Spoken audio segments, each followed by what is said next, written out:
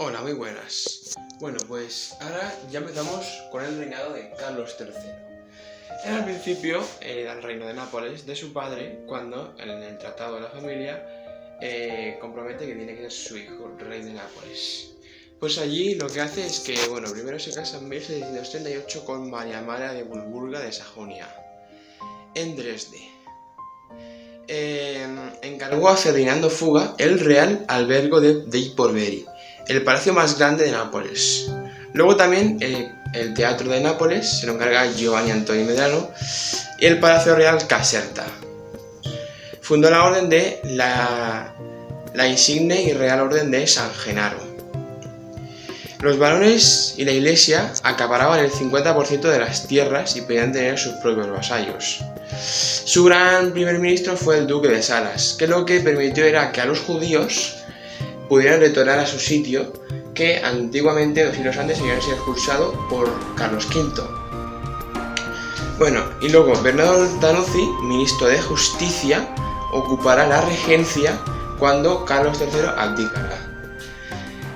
Pero luego más tarde pasará a su hijo Fernando I de la Borbón II Sicilia. Pues en 1759, cuando muere Fernando VI, es coronado en Madrid. Y la primera ley que creó fue el derecho divino.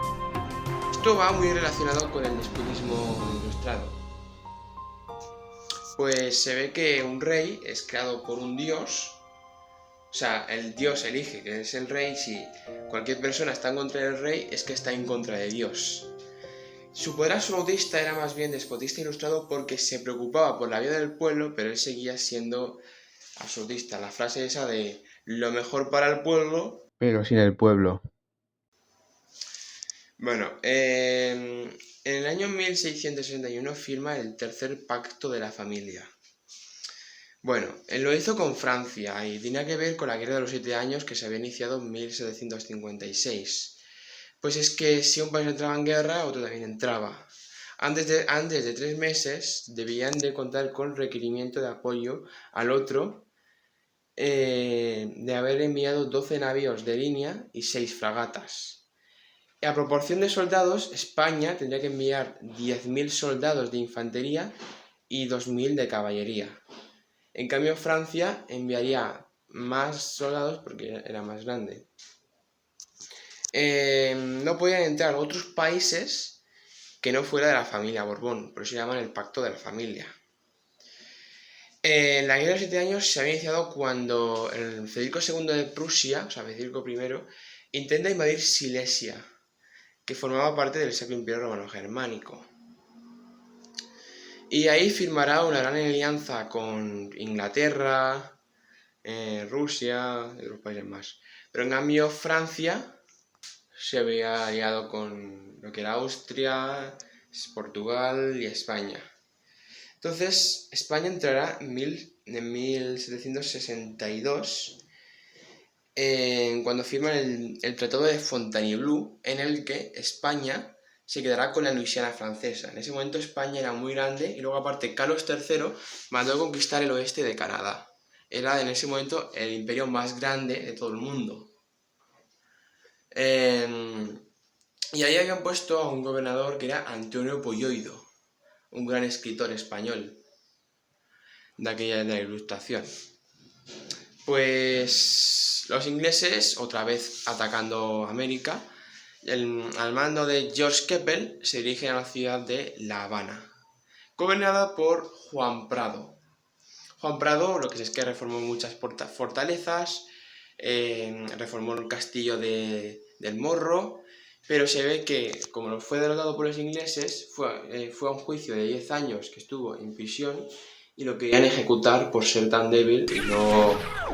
por ser traidor y no derrotar a los ingleses. Luego aparte se dirigen hacia Manila con el gobernador, tiene a un gobernador que es Simón Andrés y Salazar, que es el presidente de la Real Audiencia, pero no lo consiguen, porque luego en el Tratado de París Manila sigue siendo española. Allí en Cuba tenían la llamada fiebre amarilla. Pues en el Tratado de París Francia tiene que devolver Menorca a Gran Bretaña. Recuerda que Gran Bretaña había conquistado Menorca en la Guerra de Sucesión Española. Y Francia había intentado conquistar Menorca, pero no pueden. Luego más tarde Inglaterra se lo volverá a ceder a España, Menorca otra vez. Gibraltar no, Gibraltar seguirá perteneciendo otra vez a Inglaterra, aunque Carlos III lo intenta reconquistar igual que hacía Felipe V. Francia pues conservará la isla de Gorea, San Luis y Guadalupe, esta que tenemos aquí.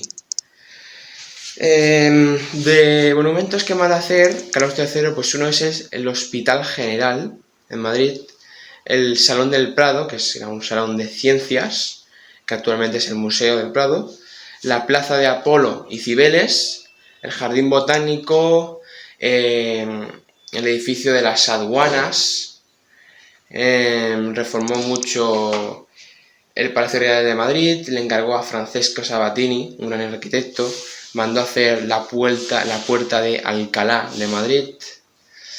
Luego también reformará mucho el Palacio de Correos, que es la Puerta del Sol, que había sido fundado por Fernando VI, y fundará el llamado Observatorio Astronómico, que tendrá un director, Salvador Jiménez Coronado. Pues el Observatorio Astronómico tenía mucho que ver con la navegación en el ultramar. Tenía un navegador que se llamaba Juan, no me acuerdo ahora lo que era. Bueno, pues controlaban lo que eran las rutas que hacían. También aportó mucho conocimiento científico. Bueno, pues en el Tratado de París lo que sé es que también la Florida será cedida a Gran Bretaña durante 20 años, aunque luego será devuelta a España. Guinea Ecuatorial, Portugal, se lo cede a España también. Pero en cambio la colonia de Sacramento seguirá siendo, volverá a Portugal, que es a Uruguay. Podríamos decir que eso es el origen de la guerra de independencia de Estados Unidos, porque Inglaterra había pedido muchos fondos a las colonias que tenía pues por Georgia, Nueva York, Virginia, Nueva Hampshire, y les cobró tantos impuestos que tenían como un gran monopolio. Y en la guerra de independencia de Estados Unidos, España con Francia apoyaron para que se independice. Bueno, pues el ministro de Hacienda será el marqués de Desquelache. Él viene de Italia. En 1748 fue nombrado inspector de las aduanas. Luego más tarde fue secretario de Hacienda en Nápoles y luego lo pasaría a España cuando llegó con Carlos III en 1759. En 1763 era secretario de guerra y hará unas reformas ilustradas, como por ejemplo está la limpieza, la pavimentación, el alumbrado público, que era la iluminación de la ciudad, la construcción de fosas sépticas para acumular agua residual y la creación de paseos y jardines. Pero él era un político pues bastante malo, ya que el pan subió bastante, el aceite, la comida, prohibió mucho la vestimenta, las malas cosechas que tenía la población, la supresión de la tasa y de los granos, que la tasa de los granos era como una forma de precio justo, que al principio lo empezaron a publicar los reyes católicos en 1502, luego también Carlos I, pero él lo anuló. Y eso provocó pues eso, el motín del Esquilache. La gente del pueblo exigía pues un cambio del gobierno y también la ley de la oferta y la demanda. Los líderes fueron Campodomanes, el marqués de la Ensenada y el conde de Aranda. Las consecuencias, pues bueno, el desarrollo, multas en las calles, toda la gente pues que atacaba a la policía. En la plazuela de Antón Martín, la gente usaba capa larga, chambergo y se acercó al cuartel, a la cuartilla. Y lo que provocó que los policías se retiraran. Luego detuvieron al llamado duque de Medinaceli, que se fue al Palacio Real e informó, y luego vino con el llamado duque de Arcos, que también fue un militar de la Armada Española. Luego asaltaron la casa de las 7 chimeneas que era la residencia del marqués del Esquilache, pero él había huido al pueblo que era San Fernando de Henares. Su mujer y sus hijos se habían retirado a otro pueblo. Luego más tarde se dirigían a las casas de Grimaldo, que era un militar y un diplomático. Grimaldo recuerda que había sido el diplomático que hizo el Tratado de París. Luego había sido un militar para la reconquista de Argel y otras ciudades del norte de África. Y luego también la de Francesco Sabatini. Asalto de la Guardia Real, pues eso provocó 10 muertes y muchos hombres arrestados. Lo que sé es que también quemaron el cuadro del marqués del Esquilache.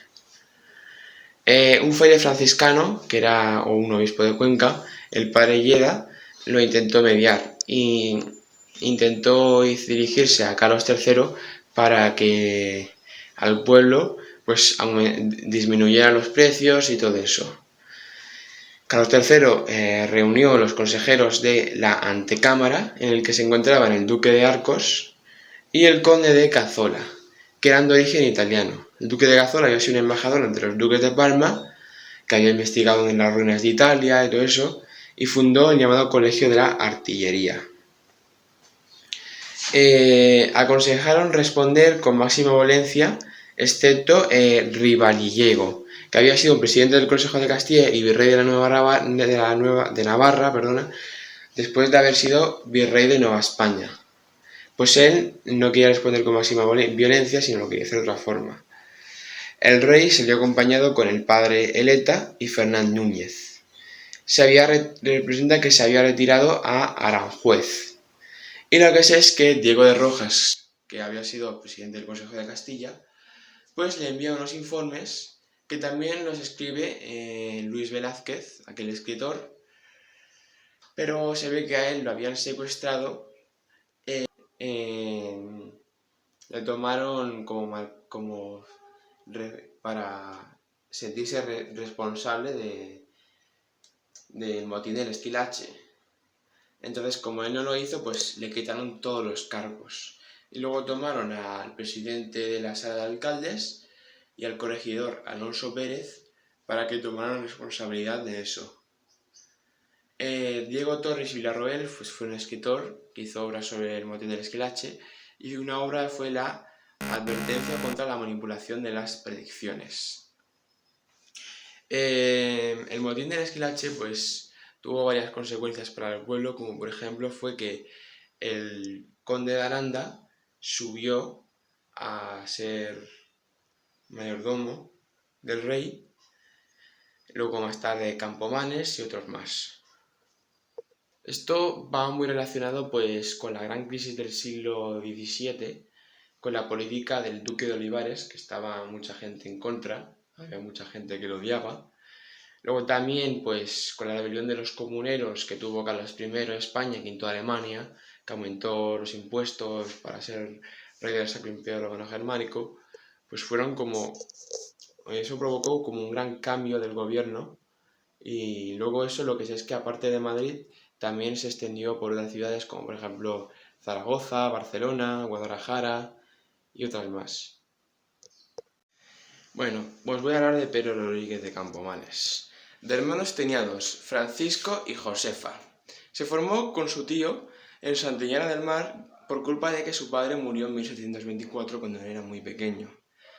Él antes de estudiar con su tío, que empezó a estudiar con 7 años, estudió en Santianes. Y uno de sus profesores fue Manuel Gozón, que también fue profesor de Jovellanos.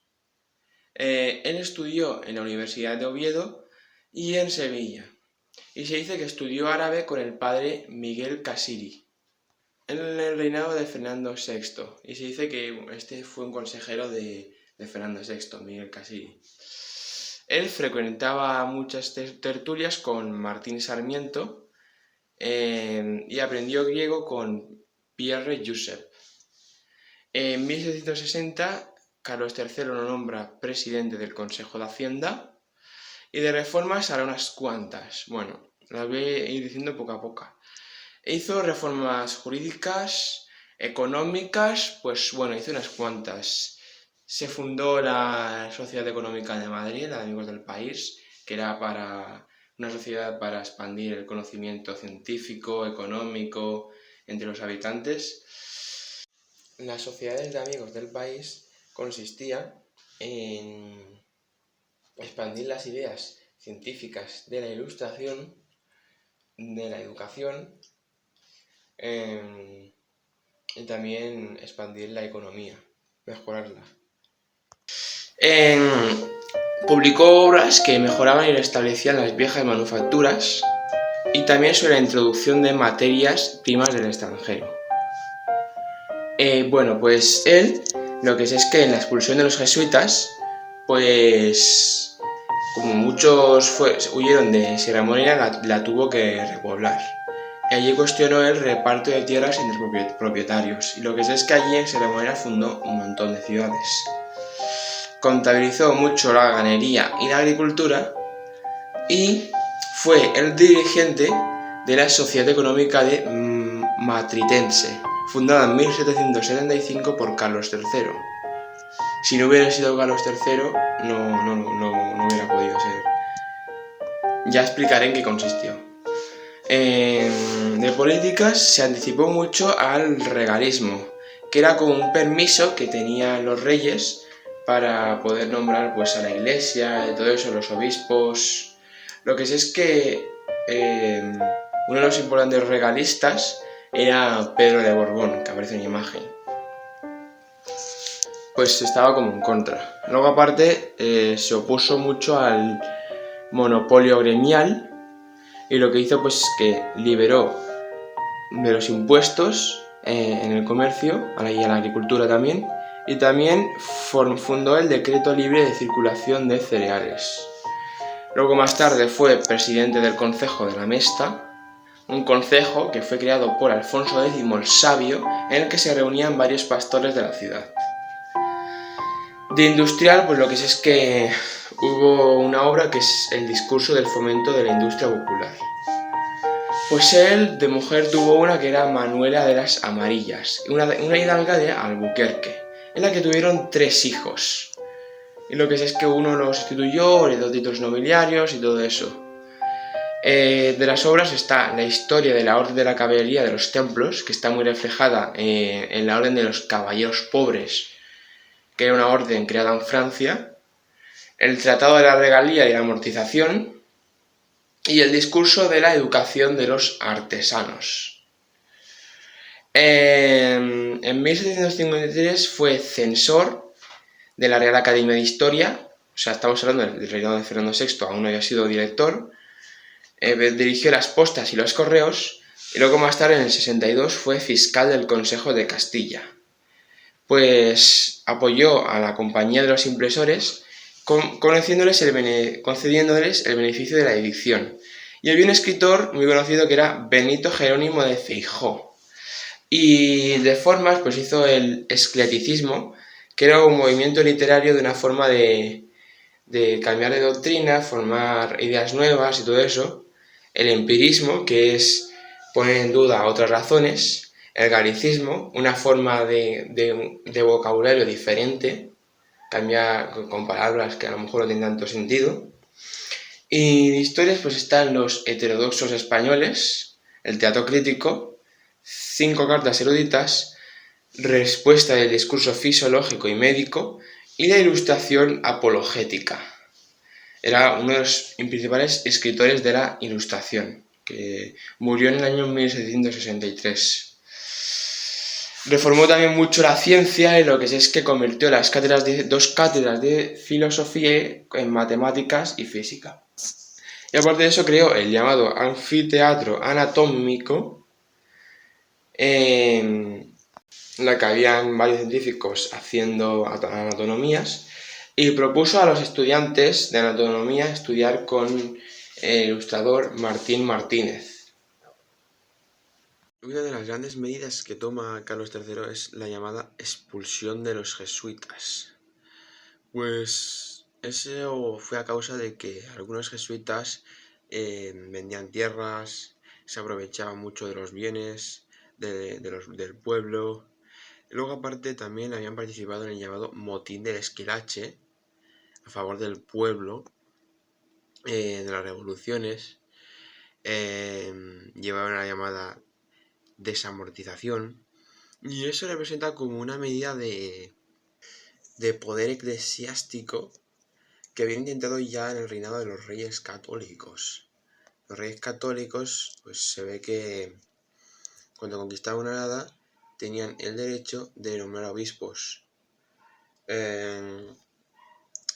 Y esos, el Papa Clemente XIV finalmente lo firmó. Otros países no firmaron la expulsión de los jesuitas, pero sí que hubo unos como Francia, en 1594 por Enrique IV, Inglaterra por Jacobo I, en Venecia. Eran como unos malentendidos y aparte representaban como una forma de poder papal más ahí. En España habrán tres, también estará una en 1835 y otra en 1932 en la Segunda República Española.